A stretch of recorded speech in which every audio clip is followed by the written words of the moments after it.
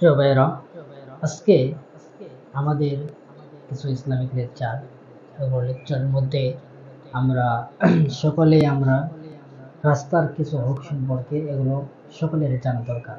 তো আজকের এখান থেকে আলোচনার বিষয়টি হচ্ছে রাস্তার হক সম্পর্কে এবং হক কয়টি ও কি কি এই বিষয়ে আলোচনা করার।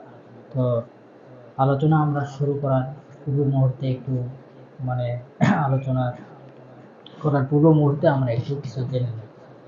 রাস্তার যেগুলো হকগুলি আছে এগুলো আমরা অনেকেই আমরা জানি, অথবা আমরা কিছু ভাই জানি, কিছু ভাই আমরা জানি না। এই জন্য সকলে জানার দরকার।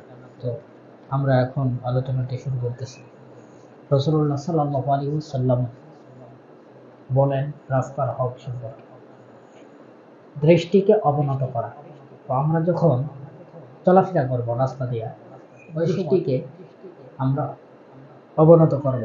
চোখের যে আমরা দৃষ্টি, আমরা যখন হাঁটা চলাফেরা করি তখন চোখের যে দৃষ্টিটা আছে, কোনো মহিলার দিকে অথবা কোনো মেয়ের দিকে চোখ যেতে পারে, সেক্ষেত্রে দৃষ্টিটা অবনত করা, কাউকে কষ্ট না দেওয়া, রাস্তা দিয়ে যাওয়া কথা হওয়ার কারণে ওই মানুষটা কষ্ট পেয়ে গেল, এইরকম কষ্ট না দেওয়া। 3 নম্বর, সালামের জবাব দেওয়া। আমরা অনেকে আজ এরকম নিজেকে বড় মনে করি, আছে না নাই? কিছু হুজুর আছে, কিছু মৌলানা আছে, কিছু হাফেজ আছে, হ্যাঁ, তাদেরকে সতর্ক করানোর জন্য এক কথা বলতেছি, আপনারা মাইন্ড করবেন না।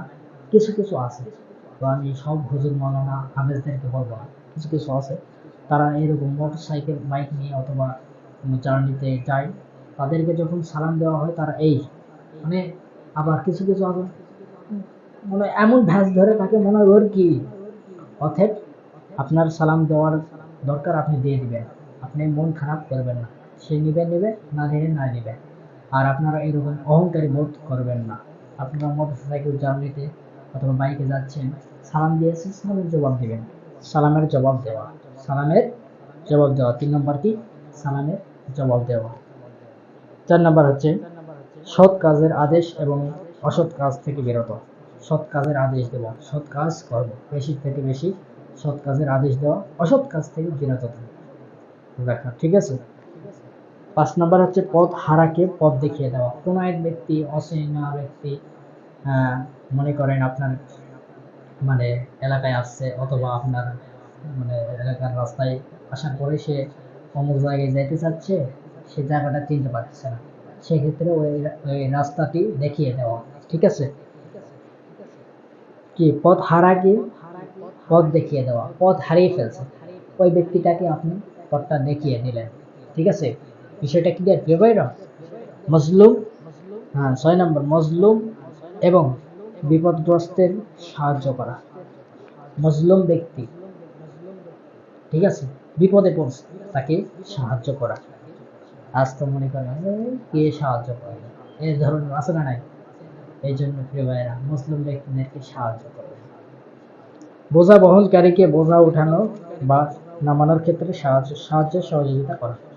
বোঝা, মনে করেন একটা ব্রিজে অথবা কালভার্টে অথবা রাস্তায় জার্নিতে তার গাড়ি অথবা কোনো কিছু হয়েছে, তাকে একটু সাহায্য করা।